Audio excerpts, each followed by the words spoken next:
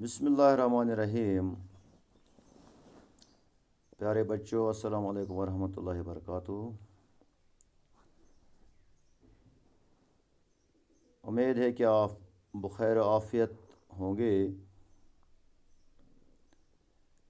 آج ہمارا موضوع ہے غزل خواجہ حیدر علی آتش۔ تو سب سے پہلے اس غزل کی تشریح سے میں آپ کو خواجہ حیدر علی آتش کی حالات زندگی اور شاعرانہ خصوصیات کے بارے میں بتانا چاہتا ہوں۔ آپ اپنی درسی کتاب کے صفحہ نمبر 129 پر بھی اس کو اچھی طرح سے پڑھ سکتے ہیں۔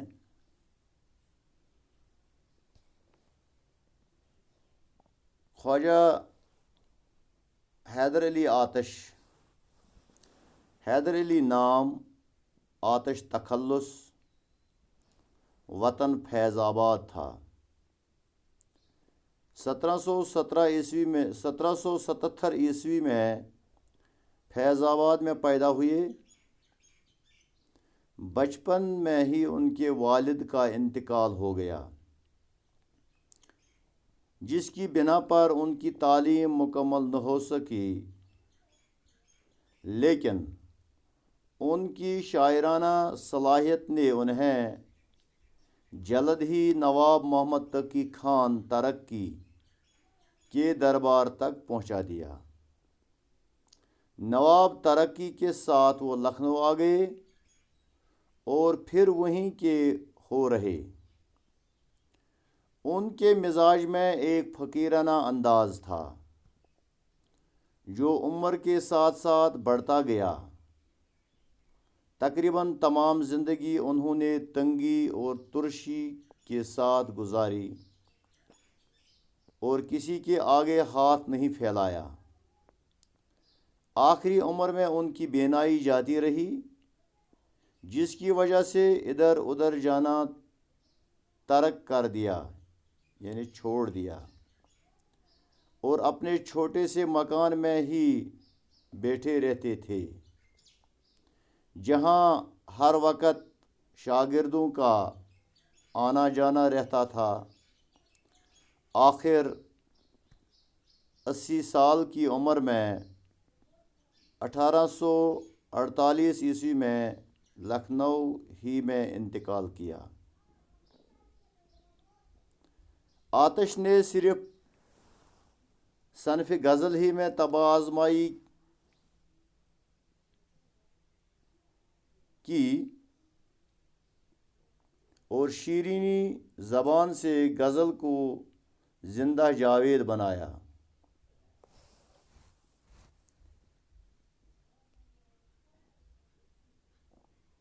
آتش اردو کے بڑے شعراء میں شامل ہیں۔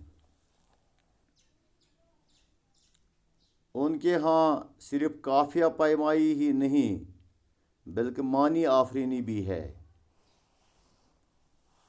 ان کی شاعری میں زندگی اور انسان کی عظمت کا احساس موجود ہے۔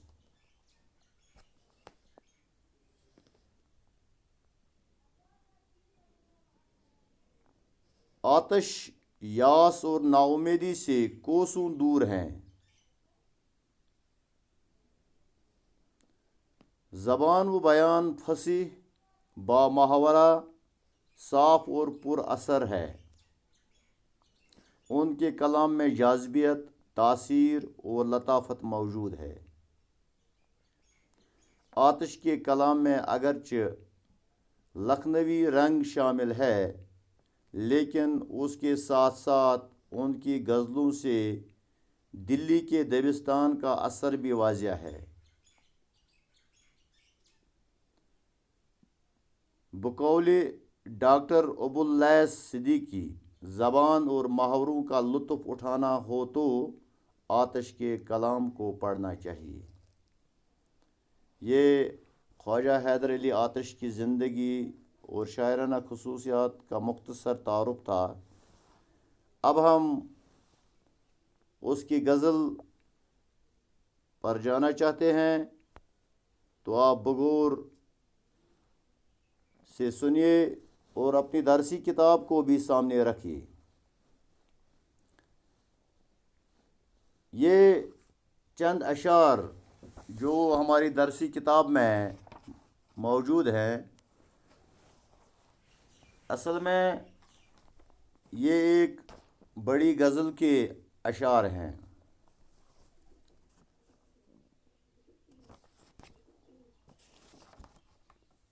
تو سب سے پہلے ہم ان کو پڑھنا چاہتے ہیں۔ دہن پر ہیں ان کے گماں کیسے کیسے، کلام آتے ہیں درمیاں کیسے کیسے، زمین چمن گل کھلاتی ہے کیا کیا، بدلتا ہے رنگ آسماں کیسے کیسے، نہ گورے سکندر نہ ہے قبر دارا، نہ گورے سکندر نہ ہے قبر دارا، مٹے نامیوں کے نشاں کیسے کیسے، دل و دیدہ اہل عالم میں گھر ہے، دل و دیدہ اہل عالم میں گھر ہے، تمہارے لیے ہیں مکاں کیسے کیسے، غم و غصہ رنج و اندوہ و حرماں، ہمارے بھی ہیں مہرباں کیسے کیسے۔ اب تشریح ملاحظہ فرمائیے۔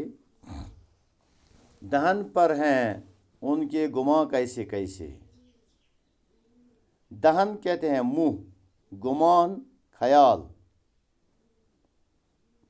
کلام آتے ہیں درمیاں کیسے کیسے، کلام باتیں۔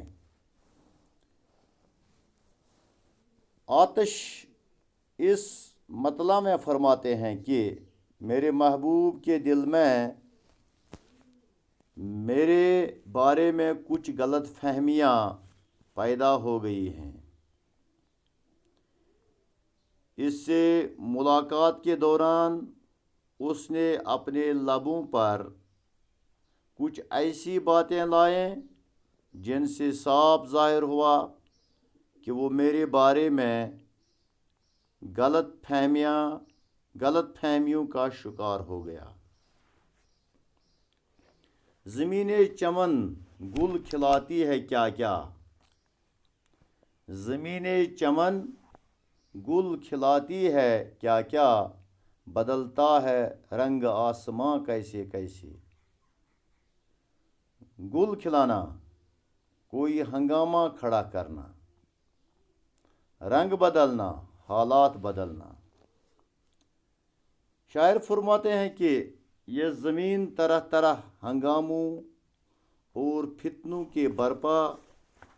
کو برپا کر دیتی ہے، یعنی یہاں نئے نئے حالات و واقعات رونما ہوتے رہتے ہیں، جن کے لیے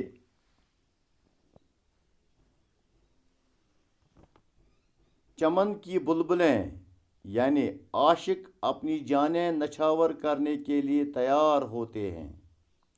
یہاں نئی نئی باتیں ظہور میں آتی ہیں، اور ان ہنگاموں کا سبب اس دنیا کی پیدا کردہ حسین و جمیل اور دلکش چیزیں ہیں۔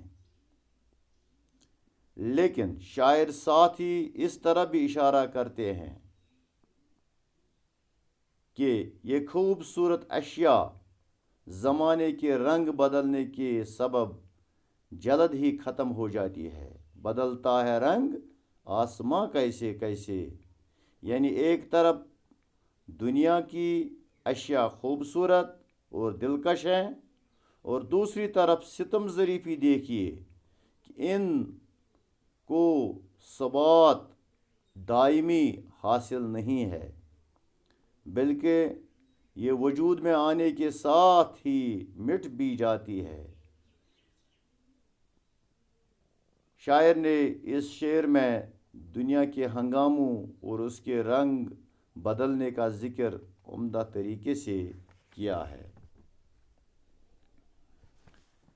نگور سکندر نہ ہے قبر دارا، نگور سکندر نہ ہے قبر دارا، مٹے نامیوں کے نشاں کیسے کیسے۔ گور قبر کو کہتے ہیں، سکندر بادشاہ سکندر اعظم، جس نے پوری دنیا کو فتح کرنے کا ارادہ کیا تھا، خواب دیکھا تھا۔ دارا، یہ بادشاہ دارا شکوہ ہے، نامی مشہور و معروف لوگ۔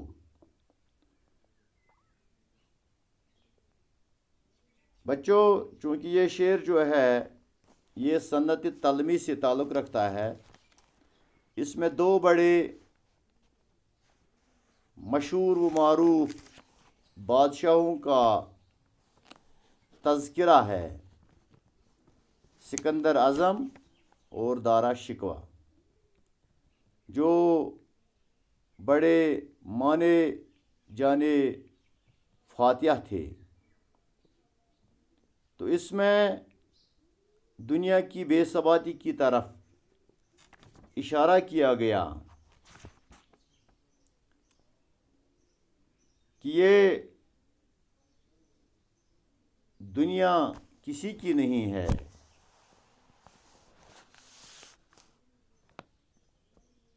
اس شعر میں آتش نے بڑی نصیحت آموز بات تاریخ کے حوالے سے کہی ہے کہ آپ دیکھتے ہیں کہ اس زمین میں کیسے کیسے رستم و سہراب نے آنکھیں کھولی، کیسے کیسے راجا مہاراجا اور بادشاہوں نے اپنے قدم جمائے، مگر آپ نے یہ بھی دیکھا کہ سب کے سب آخر کار زمین کی خوراک ہو گئے۔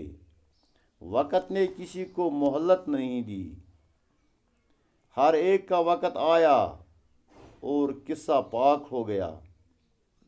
خواہ وہ دنیا کا کتنا ہی با اثر انسان ہو، اس نے کتنے ہی دنیا کو اپنے قبضے میں لے رکھا ہو، ہر ایک کا حشر آخر وہی ہونا ہے۔ سب کو اسی زمین کا پیوند خاک ہو جانا ہے۔ بقا کسی کو بھی نہیں ہے سوائے اللہ تعالیٰ کے۔ سب فانی ہے، آخر کار ایک دن سب کو فنا ہو جانا ہے۔ اگر ناموری ہے تو صرف خدا کی، باقی کسی کی ناموری نہیں ہے۔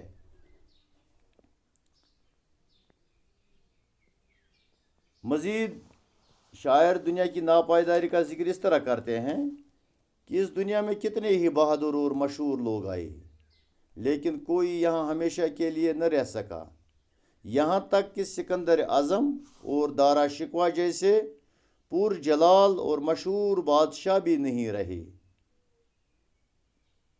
یہاں تک کہ ان کی قبروں کے نشان بھی اب باقی نہیں ہیں۔ گویا یہ دنیا اور اس سے وابستہ تمام چیزیں فانی اور بے ثبات ہیں۔ دل و دیدہ اہل عالم میں گھر ہے، تمہارے لیے ہیں مکان کیسے کیسے۔ دیدہ آنکھ کو کہتے ہیں، اہل عالم دنیا والے۔ شاعر محبوب سے مخاطب ہو کر فرماتے ہیں کہ اے محبوب، تمہارا مقام دنیا والوں کے دلوں اور ان کی آنکھوں میں ہے، رہنے کے لیے ان سے اچھے مکان اور کیا ہو سکتے ہیں۔ یعنی محبوب لوگوں کے دلوں اور ان کی آنکھوں میں موجود ہے۔ اس شعر میں بھی آتش نے اپنی قلندرانہ آن بان اور شان کے ساتھ جلوہ نمایاں کی ہیں۔ وہ اس دنیا کو فانی جان کر دل لگانا عقل مندی نہیں سمجھتے، اور نہ ہی دنیا سے دل لگانا گوارا کرتے ہیں۔ کہتے ہیں کہ اے میرے دل و دیدہ، یہ دنیا آپ کو بڑی حسین لگتی، اور واقعی ہے، اور واقعی ہے بھی، تم نے اس دنیا کو خوب جگہ دیا، اس دنیا کی رنگینیوں میں الجھ کر رہ گئی، مگر یہ میری نظر میں بے معنی ہے۔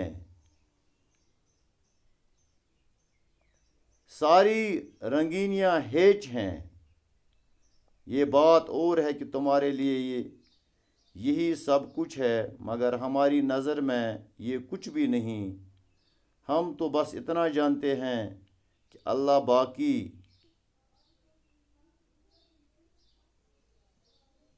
ہے، اسی ذات ہستی کو بقا ہے، باقی بلند و بالا فلک عمارتیں سب کو فنا ہونا ہے۔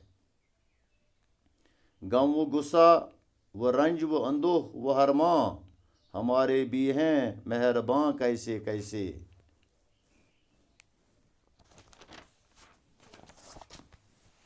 رنج، دکھ، غم، اندوہ، غم، ہرماں، مایوسی۔ شاعر فرماتے ہیں کہ خوشیاں تو سدا ہم سے دور ہی رہتی ہیں، البتہ رنج و علم، غم و غصہ، حسرتیں اور مایوسیاں ہم پر بہت مہربان ہیں۔ یعنی غموں اور محرومیوں کی ہمارے پاس کمی نہیں ہے، اور خوشیاں ہم سے روٹھی ہوئی ہیں۔ یا شاعر اس شعر میں شاعر نے اپنی فکر کی جولانی اور فنی پختگی کا خوب مظاہرہ کیا ہے۔ شاعر نے تمام ان چیزوں کو جو انسان کے سکون کو غارت کر دیتی ہے، ان چیزوں کو اپنا مہربان تسلیم کیا ہے۔ کہتے ہیں کہ یہ غم اور یہ غصہ، یہ رنج و ملال اور یہ بدنصیبی، ان سے ہمیں تقویت ملتی ہے۔ ہمارے صبر کا یہی راز ہے، انہی کی مہربانی ہے کہ میں ان میں گھر بھی زندہ ہوں، اور ان چیزوں نے مجھے جینے کا حوصلہ دیا۔ میں اگر ان کو اپنا مسیحا کہوں تو آپ کو حیرت ہوگی۔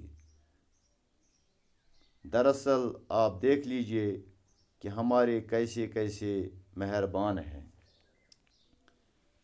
تو پیارے بچوں، یہ تھی اس غزل کی تشریح۔ اب مختصر سے کچھ آخر پر دیے گئے سوالات اس غزل میں اس شعر کی نشاندہی کیجیے جس میں انسان کی بے ثباتی کا ذکر ہے۔ تو شعر تو آپ نے پڑھا، نہ گورے سکندر نہ ہے قبر دارا، مٹے نام یوں کے نشاں کیسے کیسے۔ شاعر نے غم و غصہ، رنج و اندوہ کو اپنے مہربانوں میں کیوں شمار کیا؟ شاعر نے غم و غصہ، رنج و اندوہ کو اپنے مہربانوں میں اس لیے شمار کیا کہ یہ ہمیشہ انسان کے ساتھ رہتے ہیں۔ تو انشاءاللہ اس کے لیے میں آپ کو PDF بھی ڈالوں گا، آپ اچھی طرح سے پڑھیے اور اپنی کتابوں کی طرف دھیان رکھیے۔ وسلام۔